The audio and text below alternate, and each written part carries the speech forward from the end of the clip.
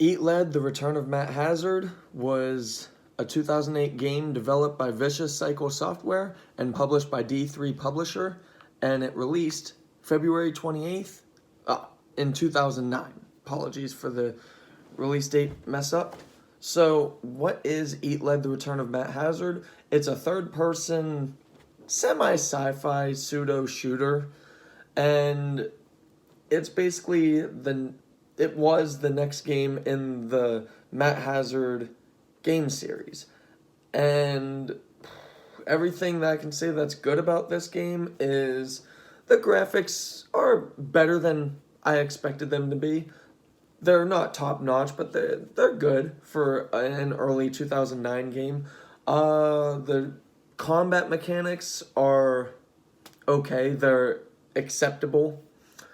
The story is actually rather intriguing, albeit a little off-putting every now and again.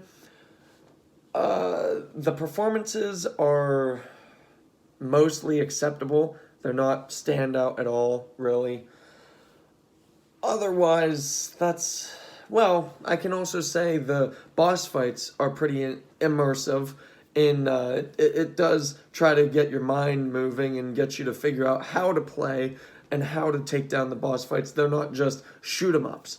They actually want you to investigate the environments, and that's probably the best part of this game are the boss fights, which is usually a really good thing. Ultimately, though, those are the only positives I can say and I have to say about Eat Lead: The Return of Matt Hazard. Everything else is just kind of dumb. Really dumb.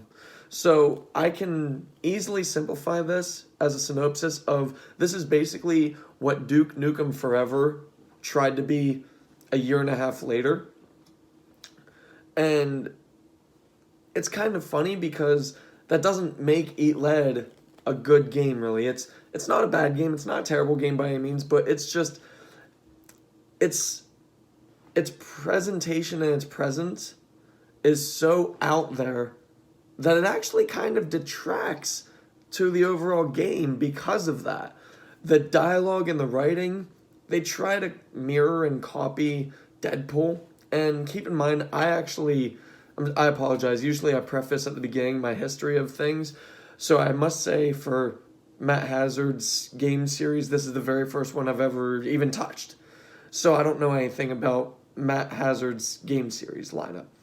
So the biggest problem I have with Eat Lead: The Return of Matt Hazard are all of the references and all of the Easter eggs that pertain back in the whole entire game series as a whole, instead of making it its own game, which the gameplay and when the story sticks to the main story, that's when it excels as its own game. But they just ham-fist and force so many references, Easter eggs, and really cringy, bad dialogue writing into this game's story. Now, this is actually a bit of a difficult game, which is usually good. It's not just a game to pick up and just beat in 2 hours. It's an 8-mission game, which would, usually amount to like 2 to 4 hours, like Mortal Kombat versus DC Universe. Ugh. But Eat Lead: The Return of Matt Hazard, even on the easiest difficulty, it's 8 missions, but those 8 missions are actually pretty damn difficult. I can honestly say I died a couple times in every single mission.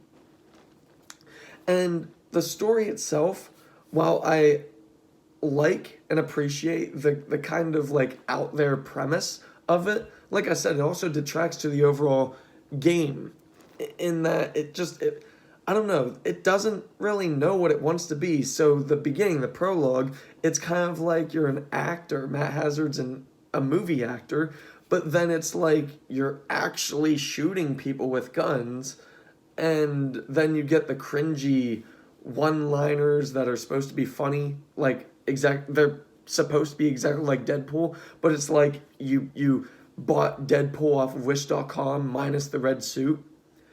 And that's essentially Eat Lead: The Return of Matt Hazard. So, I mean, this isn't a terrible game throughout. There are some aspects of this game which are a little clever, being, like the storytelling and the direction.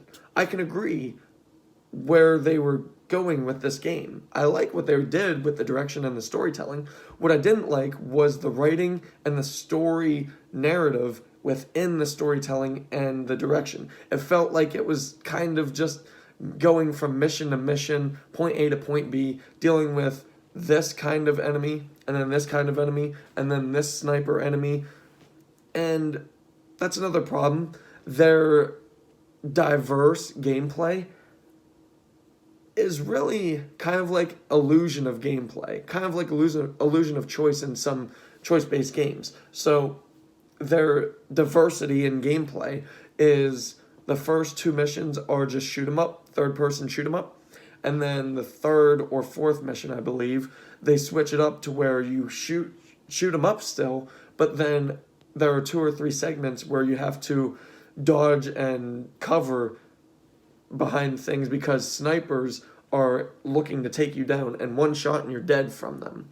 So, I mean, I appreciated the aspect of that, but at the same time, it's kind of like an illusion of gameplay.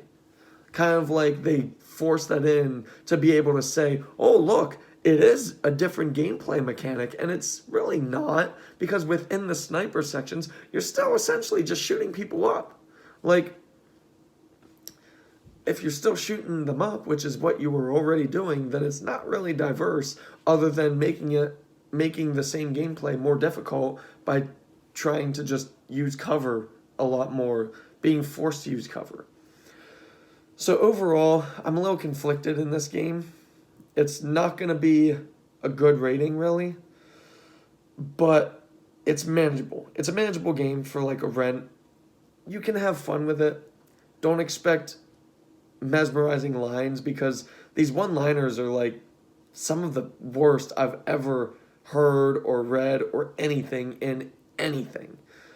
So overall, for me, Eat Lead: The Return of Matt Hazard on PlayStation 3, I would give a 5 out of 10. It's not terrible by any means. It's just, with all of the great things they put into the game, there are so many lows that they added into the game to where it just kind of evens it out. So 5 out of 10, Eat Lead: The Return of Matt Hazard. If you like this review, please subscribe to this channel for future updates for future reviews. Thank you.